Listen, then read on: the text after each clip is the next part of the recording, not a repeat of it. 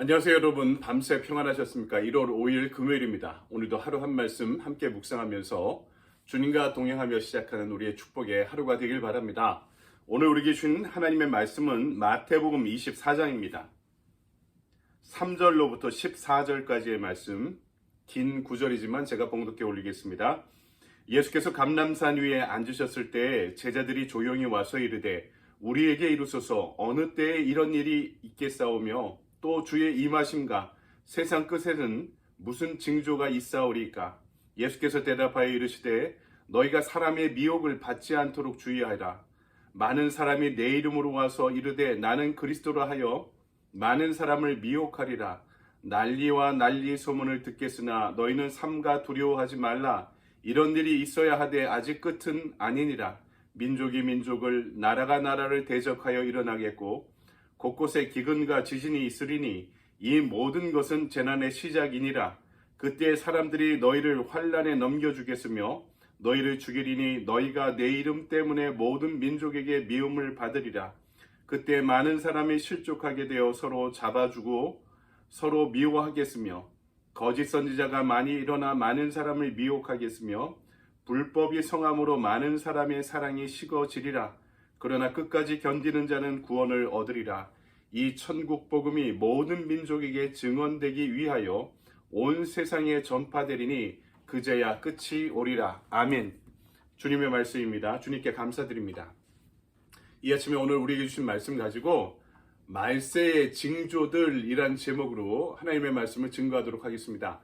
한때는 종말론이 대단히 크게 유행했던 적이 있었죠. 지금은 그런 관심이 좀 뜸해진 것은 사실이지만 여러분, 종말이라는 것이 유행을 타는 그런 유의 것이 아닙니다.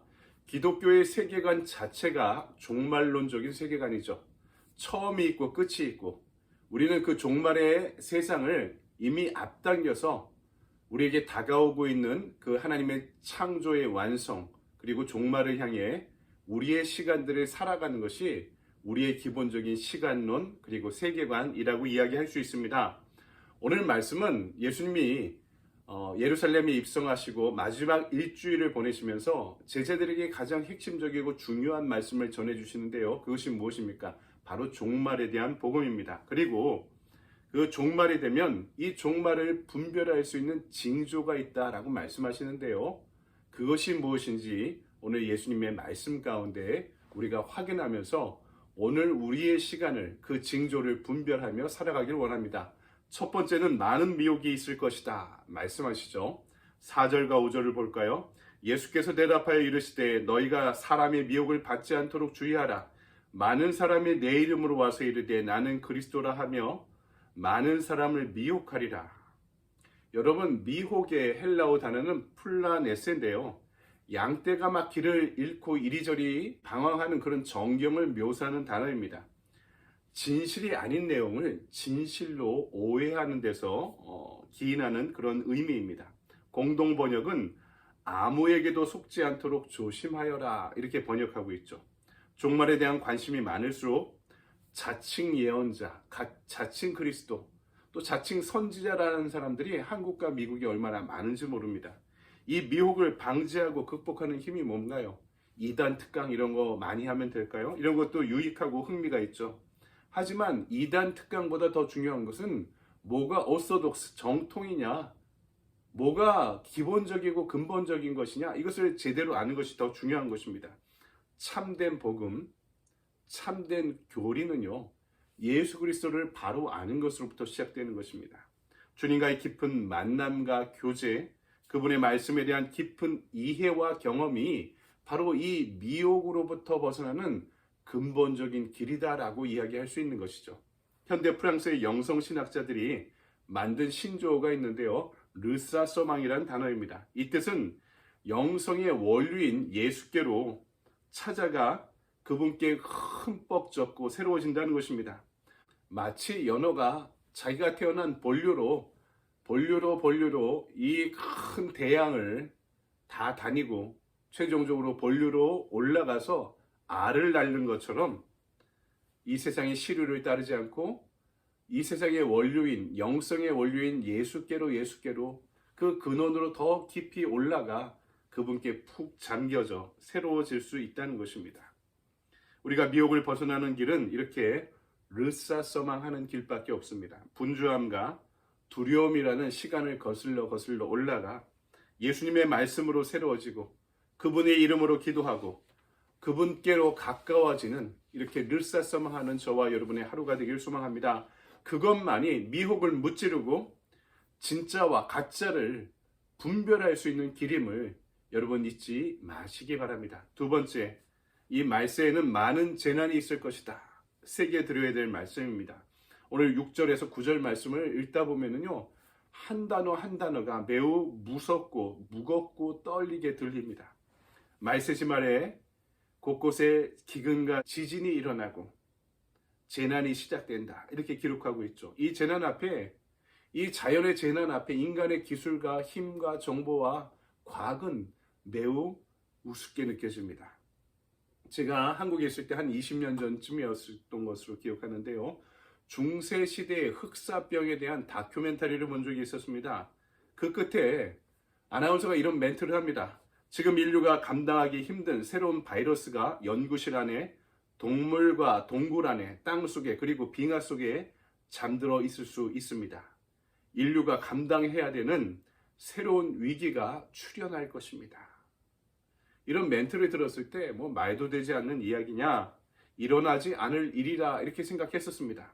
그런데 곧이어 사스, 메르스, 신종 코로나 이르기까지 이런 전 세계적인 바이러스가 창궐하는 모습을 보면서, 그리고 과학자들이 팬데믹의 주기가 앞으로는 더 빨라질 것이라 이렇게 예측하는 것을 들으면서, 인간의 욕망으로 인해 이 세계가 얼마나 많이 빨리 파괴되고 있는가 하는 것을 느끼고 있는 것이죠. 이 기독교인들이 잊지 말아야 될 것은 하나님의 창조 세계를 보존하는 과제가 우리에게 주어졌다는 것입니다. 우리가 이것을 늦추기 위해서 인류의 지혜를, 우리의 마음을 모아야 될 때인 것이죠. 그러면서 오늘 말씀은 그 재난 앞에 두려워하지 말라고 말씀합니다. 그 재난 앞에 끝까지 견디라. 그래야 구원받을 수 있을 것이다 말씀합니다. 우리가 흩어지는 교회로 한 개인이 굳건히 이 세상에 살아가야 되는 이유가 여기에 있습니다. 파괴된 하나님의 창조 세계를 보존하고 또 병들어 있는 이 지구를 보존하기 위해서 끝까지 견디며 이것을 회복시키기 위해서 우리는 하나의 교회로 이 땅에 파송받은 그리스도의 제자가 되어야 하는 것입니다. 마지막 세 번째, 말세지말에는 사랑이 식어진다 말씀하죠. 오늘 12절과 14절입니다. 불법이 성함으로 많은 사람의 사랑이 식어지리라. 그러나 끝까지 견디는 자는 구원을 얻으리라. 이 천국 복음이 모든 민족에게 증언되기 위하여 온 세상에 전파되리니 그제야 끝이 오리라. 여기서 불법은 하나님의 법을 따르지 못하게 만드는 이 세상의 모든 가치와 기준을 말합니다. 이 불법의 결과가 뭡니까? 교회는 내적으로 불화와 균열로 사랑이 식어질 것이다. 성도들은 삶의 자리에서 사랑이 식고 싸늘해질 것이다. 이것이 말세가 가까웠다는 증거다 이렇게 말씀하고 있습니다. 그렇죠. 다른 것이 종말이 아닙니다. 나 자신이, 그리스도의 제자인 하나님의 자녀인 나 자신이, 그리고 우리의 모임인, 우리의 공동체인 교회가 사랑을 잃어버리면 그것이 종말이 가까워지고 있다는 증거란 말씀입니다. 사랑이 식으면 모든 것에 종말이 옵니다. 신앙의 종말도 오죠. 우리를 향한 하나님의 사랑은 식지 않습니다. 하지만 이 종말이 가까울수록 하나님을 향한 자녀들의, 성도들의 사랑이 식어갈 것입니다. 관계의 종말도 있습니다. 내 안에 사랑이 식으면 우리의 부부관계도, 부모와 자식 관계도, 형제와 형제의 관계도, 그리고 성도와 성도의 관계도 실존적인 종말을 맞이하게 될 것이다. 경고하고 있는 것이죠. 여러분은 유추프라카치아라는 그런 식물을 들어보셨습니까? 아프리카 밀림 속에 살아나는 식물인데요. 소량의 공기와 햇빛을 받아 사는 음지 식물입니다. 놀라운 사실은요. 그런데 이 식물이 너무나 예민해서요. 짐승이나 사람이 한번 스치고 지나가면 곧바로 죽어버린다는 것이죠. 그런데 더 놀라운 사실이 뭔지 아십니까? 한 번만 스치면 죽지만 계속 스치거나 만져주면 평소보다 더 잘 자라게 된다고 합니다. 여러분, 마치 사랑이 필요한 우리의 모습과 흡사 닮은 것 같습니다. 우리가 마치 이런 유추프라 카치아 같이 느껴집니다. 그런데 하나님께서는 그런 우리에게 서로를 함께 보듬어 쓰다듬어 주고 사랑해 주라고 가족을 보내주셨죠. 친구를 보내주셨습니다. 그리고 무엇보다 이 땅에 교회를 허락하셨죠. 오늘 세런들한테 한번 연락해 봅시다. 잘 지내고 있냐고. 우리 안에 아픈 분들을 위해, 우리 안에 하나님이 보내주신 유추프라카치와 같은 우리 주변의 이웃과 우리의 성도들을 향해 영으로 그리고 마음으로 만져줄 수 있게 되길 소망합니다. 여러분, 말씀을 정리합니다. 예수님께서 십자가에 달려 돌아가시기 전 마지막 일주일을 보내시면서 이 예루살렘 안에서 제자들에게 가장 중요하고 핵심적인 말씀을 전해주셨습니다. 그 가운데 하나가 바로 종말을 준비하라는 말씀입니다. 종말은 누구에게나 공평하게 다가옵니다.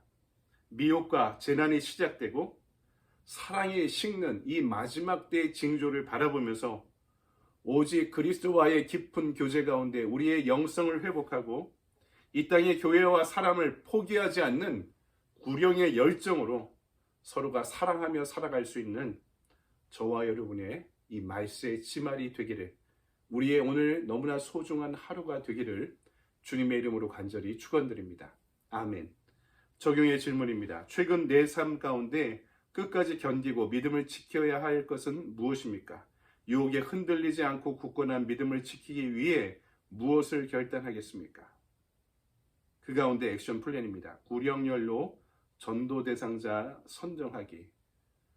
이 말세지 말에 한 영혼이라도 더 구원할 수 있도록 이 온 세계에 하나님의 복음이 전파되면 그제서야 끝이 나리라 말씀하셨는데, 이 말세지 말을 준비하기 위해서 끊임없이 죽어가는 이웃들에게 하나님의 복음과 사랑을 전할 수 있는, 그렇게 오늘 하루를 살아갈 수 있는 저와 여러분의 좋은 하루가 되길 바랍니다.